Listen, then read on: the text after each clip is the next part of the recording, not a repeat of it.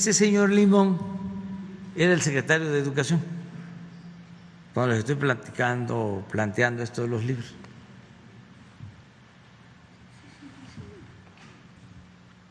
Esta la vamos a dejar, 24 millones el departamento.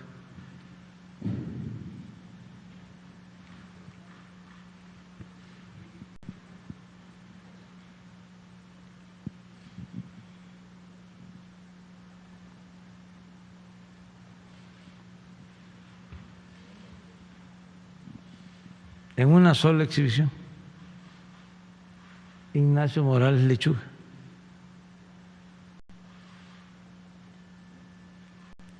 El notario.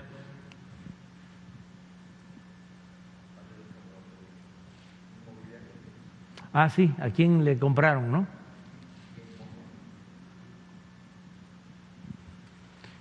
Inmuebles Abel. Nombre de, sí, comprador, ¿no?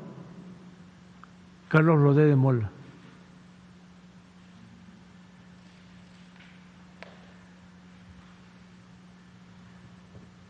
¿Es Álvarez?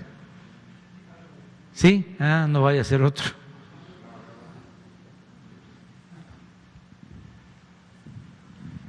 Presidente, faltaba. Pero lo mejor es que él dé a conocer lo que tiene. Y no es nada personal, es nada más cero corrupción. ¿Y por qué los servidores públicos solo ellos tenemos, y qué bien que así sea, que presentar nuestros bienes? Y ojalá y se transparente todo lo que tienen las grandes corporaciones, y más los que están vinculados con lo público, porque ¿de dónde vienen los ingresos de periodistas así? En una buena cantidad son de origen público. Entonces, transparentar todo. Y nada de corrupción, sea quien sea, porque eso es lo que nos va a ayudar a sacar adelante el país.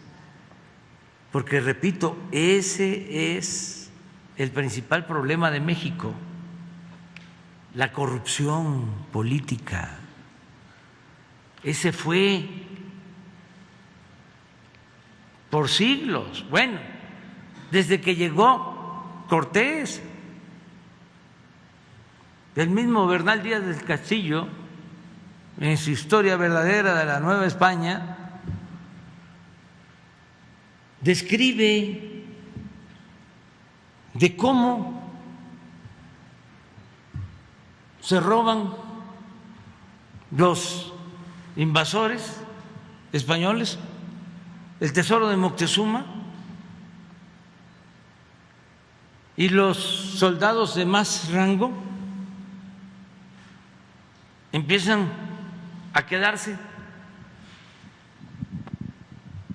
con partes del tesoro. Eso lo cuenta Bernal. Y dice, ya cuando lo repartieron,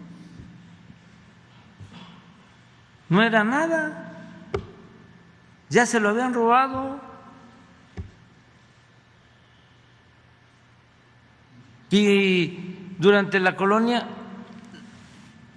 imperaba la corrupción. 2 veces quemaron este palacio y fue por corrupción, que se peleaban el virrey con el arzobispo por los negocios.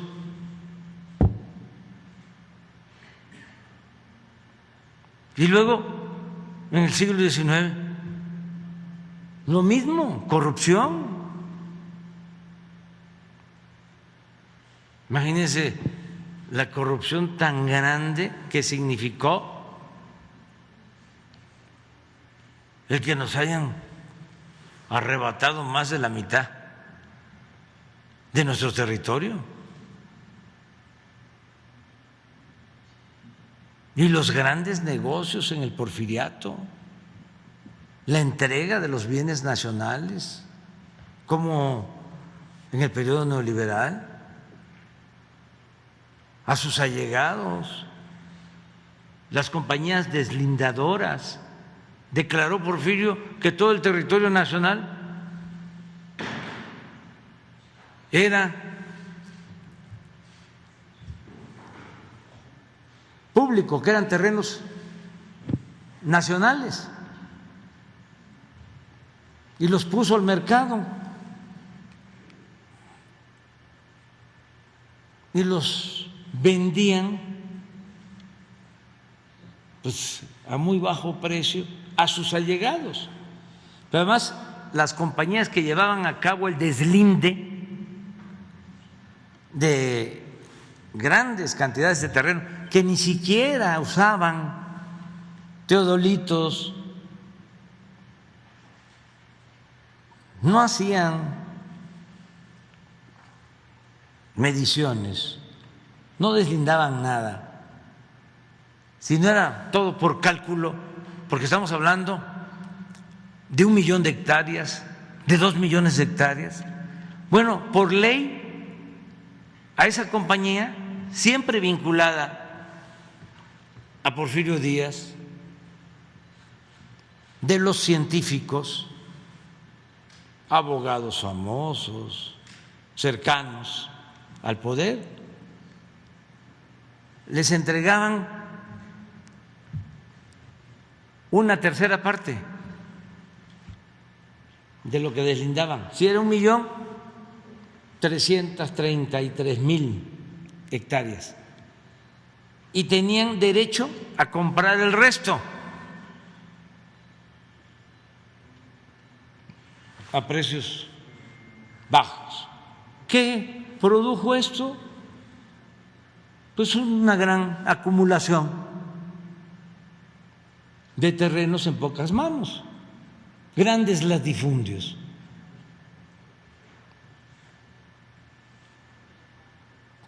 Terrazas en Chihuahua, más de 2 millones de hectáreas.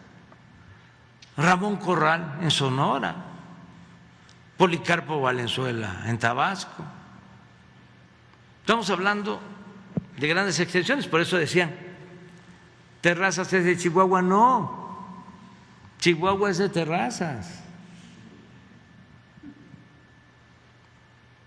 Entonces viene la revolución,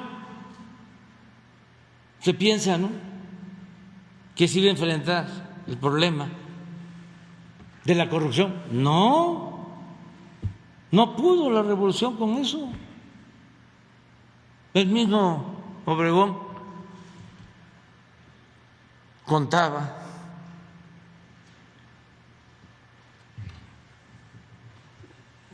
pues sin ninguna limitación, como si se tratara de algo normal, de que cuando en Celaya le quitan el brazo de un cañonazo, cuando se enfrentan con las fuerzas de Villa, dice que andaban buscando su brazo y no lo encontraban, y él le pidió a un amigo que lo conocía muy bien que sacara una moneda, tenía un nombre, un azteca, y que donde se había dado el encuentro, la batalla, el enfrentamiento, lo paseara así, el azteca. Y dice que Obregón lo comentaba, que se hizo el milagro porque empezó el brazo.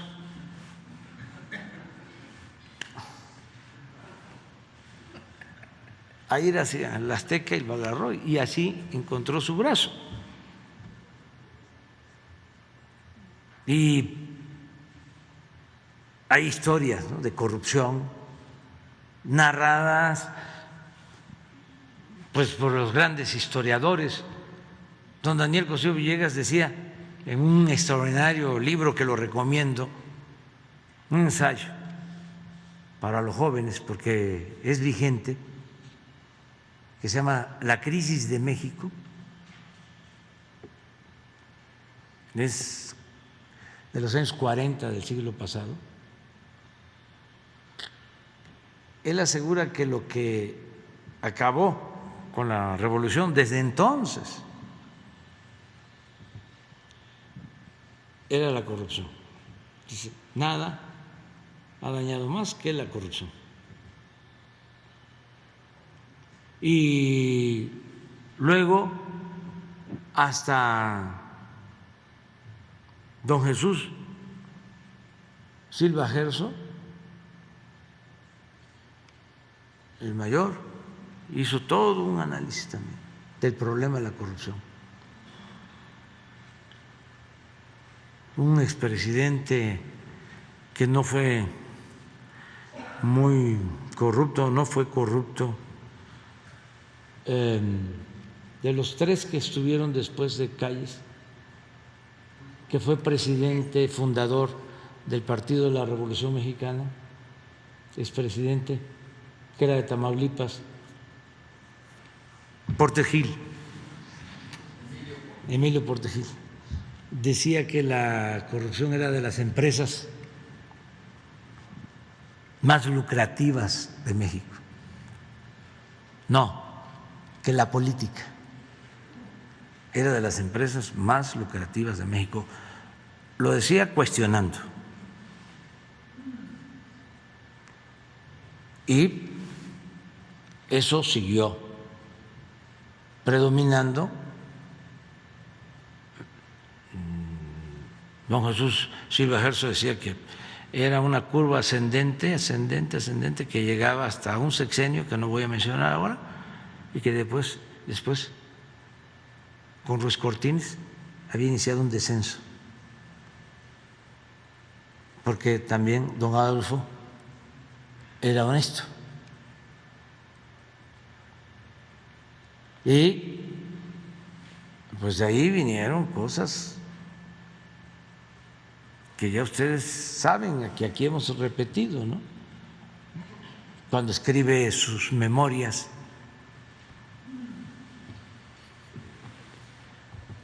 Gonzalo N. Santos, que también las recomiendo para los jóvenes, para que sepan cómo era la política y la picardía política mexicana. Él pone allí en sus memorias de que la moral era un árbol que daba moras y que servía para nada, pues. No decía así, lo decía con más elegancia. Y luego lo de político pobre, pobre político. Pero nada se compara, todo eso que hemos visto, todo ese repaso, con la corrupción que imperó durante el periodo neoliberal. Es la corrupción más indignante, rapaz, en toda la historia de México. En los 36 años de política neoliberal, es que acabaron con todo,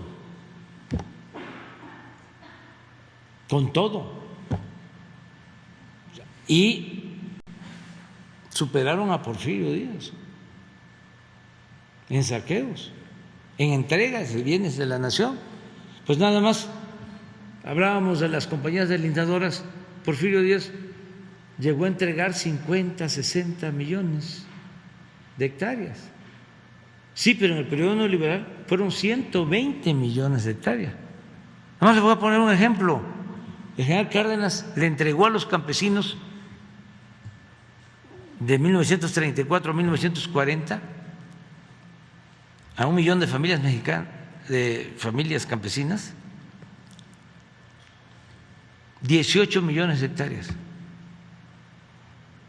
Felipe Calderón entregó a las empresas mineras 26 millones de hectáreas.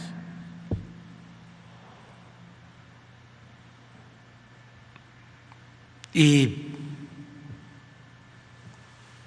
todo se entregó a particulares. Afortunadamente no les dio tiempo de llevarse todo. No es como el que asalta un banco y entra a la bóveda y empieza a meter los billetes, las vacas de billetes, en un costal y suena la alarma y tiene que salir y deja tirado ahí. No se lo lleva todo. Así fue. Y fíjense lo que estamos haciendo entre todos los mexicanos. Con lo que no se llevaron, con lo que no alcanzaron a llevarse, estamos sacando adelante a nuestro país. ¿Y por qué? Porque México es único por su potencialidad económica. Pues todavía hay oro, todavía hay plata, hay cobre, hay bosques, hay selvas, hay petróleo, hay gas. Y la mayor riqueza de México, su pueblo, que eso es importantísimo, la grandeza cultural de México. Eso nos distingue de otros países, porque los pueblos que tienen un antecedente de predominio cultural, de haber heredado tradiciones de las grandes civilizaciones, tienen muchas posibilidades de salir adelante.